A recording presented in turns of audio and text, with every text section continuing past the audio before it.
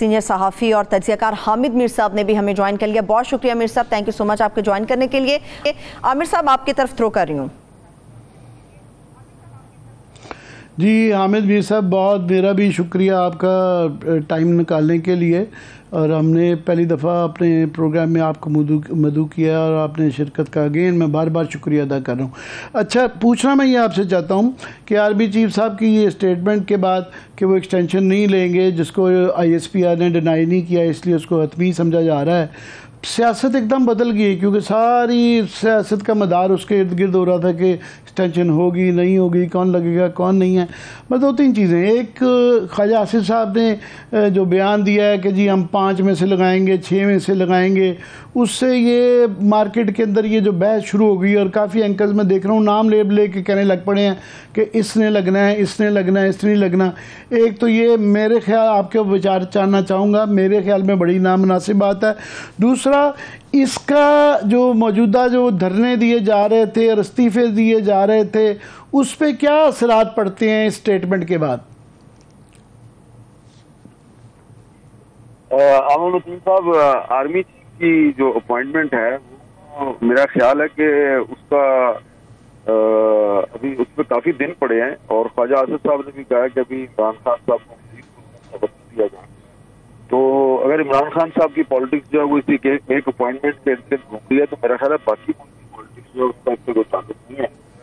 तो हो सकता है कि अगले 2-3 हफ्ते में तो फैसला हो जाए, उसके प्रोसेस तो इस महीने के एंड में शुरू हो जाएगा। तो उसके बाद जो भी अपॉइंटमेंट होगी, जो भी नाम आएगा, तो उस वक्त देख लेंगे। मेरा ख्याल है फिलहाल हमें उन लोगों में शामिल नहीं होना चाहिए जो कि इस एक सिक्योरिटी के इदारे की अपॉइंटमेंट है, तो उसको हमें पॉलिटिक्स के साथ पिकअप नहीं करना चाहिए। नहीं, मैं तो ख़ास तौर पे आपकी तरह उसके ऊपर बिल्कुल भी कोई तबसरा नहीं करना चाहिए कि किसको लगना है किसको नहीं है, मगर क्योंकि उसका असरात सियासत पे पड़ते हैं कि इमरान खान साहब जो एक मोमेंट, मैं इसको कह रहा हूँ कि 1993 वाली सिचुएशन जो एक्सपेक्ट कर रहे थे कि जी वहाँ से कोई इंटरफेरेंस आएगी और इनके धरने की वजह से वो जल्द इंतखाबात, अब तो वो कोई बड़ा मुश्किल काम लगता है कि और आइनी सूरत हाल जो है असम्बलियों में इस्तीफ़ों के बाद इनके लिए तब्दीली के लिए बड़ी मुश्किल ही नज़र आती है। तो इनकी मर्ज़ी का हल कैसे निकलेगा PTI की? देखिए, ये तो सवाल PTI वालों को पूछना चाहिए, लेकिन मैं तो ये आपको बता सकता हूँ कि मुझे तो फिलहाल इस साल अगले साल के भी मिडिल तक, अगस्त सितंबर तक मुझे तो इलेक्शन नजर नहीं आ रहे। बस इतना ही मैं कहूँगा, मुझे तो इलेक्शन नजर नहीं आ रहे। ये दरमियान में कुछ लोग कहते हैं कि जी मार्च तक इलेक्शन हो सकते हैं, तो ये मार्च की मुझे मंतक नहीं समझ आ रही कि ये जो मार्च में कह रहे हैं, ये इसकी मंतक क्या है कि वो नवंबर में अपॉइंटमेंट होगी, वो तो तभी पॉसिबल है ना कि काकड़ मोमेंट अगर हो तो फिर मार्च में इलेक्शन है कि तब्दीली के बाद जो है वो कहें जी इलेक्शन करवाएं। इस मामले में इमरान खान साहब के साथ मेरी काफ़ी गुफ्तगू हो चुकी है। नवंबर या दिसंबर में तो बिल्कुल आप भूल जाए, इलेक्शन नहीं हो सकता। तो उसके बाद उन्होंने कहा कब हो सकता है, मैंने कहा हाँ, अगर आप डायलॉग करें हुकूमत के साथ और बाकी स्टेक होल्डर्स के साथ, तो ये हो सकता है कि वो जो इलेक्शन उन्होंने अगस्त सितंबर में करवाना है वो पीछे खींच के ले आए, मार्च अप्रैल तक ले आए।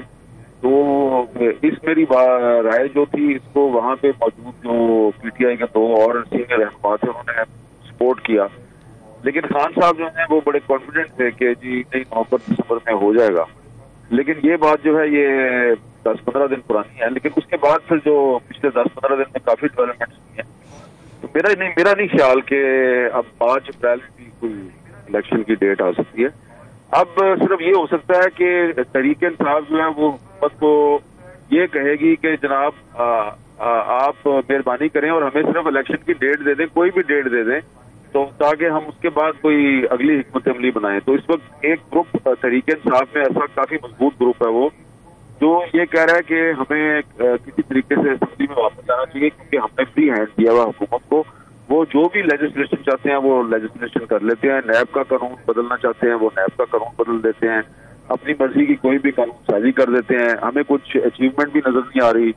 तो बेहतर यह है कि हम इलेक्शन की डेट लें, उससे हमारी फेस सेविंग हो जाएगी और डेट लेने के बाद हम असेंबली में चले जाएं। लेकिन इमरान खान समेत कुछ और जो लोग हैं वो इससे भी इत्तेफाक नहीं कर रहे। तो ये एक तहरीक इंसाफ के अंदर एक बहस चल रही है और ये बहस जो है अभी इसका कंक्लूजन अगले 2 या 3 दिन में मुझे मेरा ख्याल है कि सामने आ जाएगा और कोई भी जो इमरान खान साहब फैसला करेंगे तो जाहिर बात है फिर सारी तहरीक इंसाफ उसी फैसले पर चलेगी।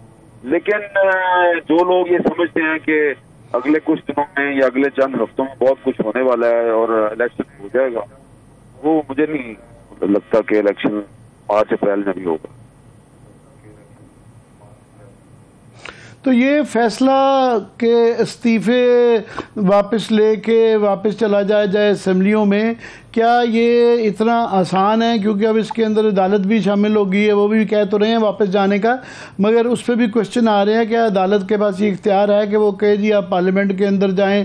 दूसरा ये कि अभी नून लीग के पास, पीडीएम के पास भी कार्ड्स हैं कि वो इन द मीन टाइम जब ये आना चाहें तो उस वक्त इस्तीफे एक्सेप्ट कर लें। सो आपको ये आसान नज़र आता है इनका वापस जाना? अखलाकी तौर पे तो छोड़ दें, प्रैक्टिकली देखिए, आप सारी बातें जो है वो हम टीवी पे तो नहीं कर सकते और कभी कभी टीवी पे कुछ बातें करके तो अल्टीमेटली फंसता तो मैं ही हूँ, आमिर वकील साहब भुगतता मैं हूँ, आप बच जाते हैं।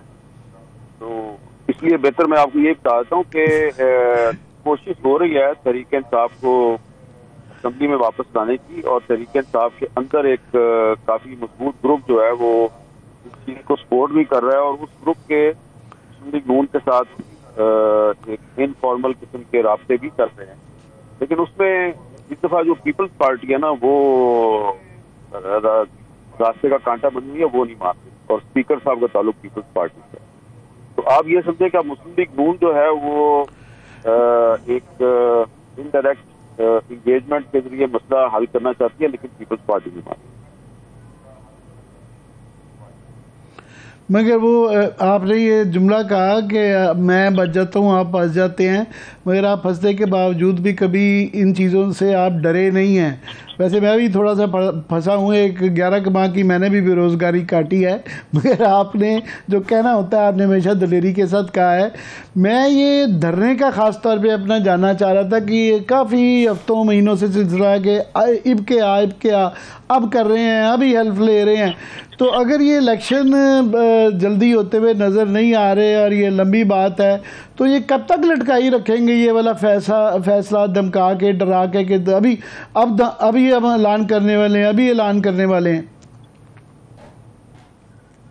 वो असल में मसला ये है कि मैं जो है ना अदालती मामले की बात कर रहा हूँ। जो केस जो है वो मेरे पे चलता है, आप और काशिफ बासी और मोहम्मद मालिक बच जाते हैं, तो वो पीर को भी मेरी उसमें पेशी है, आपको तो नहीं बुलाते हो। देखिए, ये जो धरने वाली बात है ना, इसमें मेरा ये ख्याल है कि अल्टीमेटली जो इमरान खान साहब चाहते हैं पार्टी के अंदर वही होगा। एक जो उनकी पार्टी के अंदर जो ग्रुप है जिसके बारे में इमरान खान साहब का ये ख्याल है कि ये जो है ना ये वायर्ड लोग हैं और इमरान खान साहब फॉर सम रीजन क्योंकि इस वक्त वो काफी एक टफ सिचुएशन में से गुजर रहे हैं, तो वो खुल के अपनी पार्टी के अंदर कन्फ्रंट नहीं कर रहे कुछ लोगों को, जिस तरह के उन्होंने पहले जहांगीर तरीन को कन्फ्रंट किया और फिर अल्टीमेटली बगावत होगी और जहांगीर तरीन ने उनको काफी नुकसान पहुंचाया। तो इस वक्त भी एक ग्रुप ऐसा है जो कह रहा है जी कि हमें डायलॉग का रास्ता इख्तियार करना चाहिए, गिव एंड टेक करना चाहिए और असेंबली में वापस जाना चाहिए। तो उस ग्रुप को जो लोग लीड कर रहे हैं, खान साहब खुल के उनसे कन्फ्रंटेशन नहीं करना चाह रहे। तो मुझे लगता यह है कि खान साहब जो है वो अगले 2 या 3 दिन में कोई अनाउंसमेंट कर देंगे और फिर उसके बाद वो जो ग्रुप है वो उसको खान साहब की बात माननी पड़ेगी, वो अपनी मनमानी नहीं कर सकेगा। खान साहब का ख्याल है कि वो वायर्ड। सरवत, आप कुछ पूछना चाह रही थी? मैं तो हामिद मीर साहब से ऑडियो लीक्स के ऊपर ही जानना चाह रही थी। सर, ऑडियो लीक्स का जो मामला है, अगर इसकी जब जिस तरह से कहा गया कि तहकीकात होंगी, तो आपको लगता है इसमें से कुछ निकलेगा, कुछ सियासी बाजी पलट सकती है, किसी के हक में या किसी के खिलाफ जा सकता है मामला? देखिए, ऑडियो लीक्स में से ना वीडियो लीक्स निकलेंगी और अच्छा। मजीद जान पड़ेगा तो वो जो ऑडियो लीक में से जो वीडियो लीक निकलनी है फिर उसका मजीद फॉलोअप होगा। तो मेरा एक ख्याल है कि ये दोनों पार्टियों की ऑडियो लीक सामने आई है, तो दोनों पार्टियों को इस पर रिस्ट्रेंट का मुजाहरा करना चाहिए। इस मामले पे शहबाज शरीफ साहब क्या इसकी इन्वेस्टिगेशन करेंगे? क्या उनको नहीं पता ये कहाँ से आई है? क्या इमरान खान को नहीं पता ये कहाँ से आई है? और बोल वो सकते नहीं है। तो इसलिए बेहतर है कि राना सनाउल्लाह साहब जो हैं वो तो मेरे सामने एतराफ़ कर चुके हैं कि उन्होंने वो वीडियो फिल्में देखी हैं, और इसी तरह जो तहरीक इंसाफ के कुछ रहनुमा हैं और कुछ बहुत ही उनके जो करीबी वेलविशर्स हैं उन्होंने भी वो फिल्में देखी हैं या उनको दिखा दी गई हैं। तो अब इसके बावजूद अगर किसी को समझ नहीं आ रही कि ऑडियो लीक में से क्या क्या और निकलना है, तो मेरा ख्याल है कि ना तो हुकूमत को इस पंगे में पड़ना चाहिए कि जी हम इसकी तहकीकात करेंगे। तहकीकात करके आप क्या निकालेंगे? आप कुछ भी नहीं निकाल सकते, बस उसमें से फिर वीडियो लीक निकले। पर लास्ट क्वेश्चन मेरा हामिद मीर साहब, ये आप नज़र रख रहे होंगे कि नैब की तरमीम के मतलब जो सुप्रीम कोर्ट में केस चल रहा है इसके मुज़मरात बहुत ज़्यादा हैं, क्योंकि ये पटिशनर्स का ये कहना है कि इसके बेनिफिशरी वही हैं जिन्होंने ये कानून बनाया है, जिसमें नवाज शरीफ, शहबाज शरीफ, हमजा और 2 प्राइम मिनिस्टर साबिक जो पीपल्स पार्टी के भी आते हैं। आपको ये मुकदमा किस तरफ जाता हुआ नज़र आ रहा है? देखें, इसमें तो सुप्रीम कोर्ट के मोअज़्ज़िज़ जज साहिबान जो हैं वो खुद नैब के अदारे के मुतल्लिक अपने तहरीरी फैसलों में लिख चुके हैं कि ये पॉलिटिकल इंजीनियरिंग का इदारा है। तो अब सुप्रीम कोर्ट कैसे नज़रअंदाज करेगी उन सब चीज़ों को? तो मैं तो बुनियादी तौर पे ये समझता हूँ कि नैब का अदारा है ही गलत है, इस अदारे को बंद हो जाना चाहिए, इसका कोई फ़ायदा नहीं है। लेकिन ज़ाहिर बात है मेरी ख्वाहिश जो उस पर अमल दरामद तो नहीं हो सकता। तो अब ये वही सुप्रीम कोर्ट है ना, ये किस तरह उस इदारे को डिफेंड करेगी या उसकी एग्जिस्टेंस को डिफेंड करेगी? तो उसमें चेक एंड बैलेंस होना चाहिए। इसी चीफ जस्टिस के एक जज साहब जो हैं वो इस नैब के सरबराह थे, और नैब जितनी बदनाम उस जज साहब के दौर में हुई है उससे पहले तो कभी नहीं हुई, और उनके दौर में जो है वो नैब की अपनी क्या इन्वेस्टिगेशन होती है, अब उस जज साहब की अपनी इन्वेस्टिगेशन हो रही है और होनी चाहिए। तो कानून जो है वो इसीलिए कंट्रोवर्शियल है कि वो जज साहब के दौर में उस कानून को मिसयूज किया गया। तो मेरा ख्याल है कि सुप्रीम कोर्ट के पास इतना इख्तियार तो है कि वो किसी कानून को कालअदम करार दे सकती है, या उस कानून में वो कह सकती है कि जी आप ये तब्दीली कर दें या आपने गलत तब्दीली की है। लेकिन वो ये हुक्म तो नहीं दे सकती कि जनाब पार्लियामेंट ने अगर कोई कानून साजी किया तो पार्लियामेंट वो कानून साजी नहीं कर सकती। आप देखें ना, ये जो इस्तीफों वाला मामला है इसमें चीफ जस्टिस जो है इस्लामाबाद हाई कोर्ट के और सुप्रीम कोर्ट के चीफ जस्टिस, वो दोनों जो है वो तहरीक इंसाफ को बार बार ये कह रहे हैं कि आप पार्लियामेंट में वापस जाएं, आप पार्लियामेंट में वापस जाएं। आज भी जो chief justice Islamabad high court है उन्होंने कहा हम पार्लियामेंट के इख्तियारात में मुदाखलत नहीं करना चाहते। तो अगर एक तरफ हमारी अदालतों का ये मौक़िफ़ है कि अदलिया को पार्लियामेंट के इख्तियारात में मुदाखलत नहीं करनी चाहिए, तो दूसरी तरफ अगर पार्लियामेंट जो है वो नैब का कानून बदलती है तो ये अदलिया जो है वो इसके पास क्या अखलाकी जवाब है कि ये उसको स्ट्राइक डाउन करे।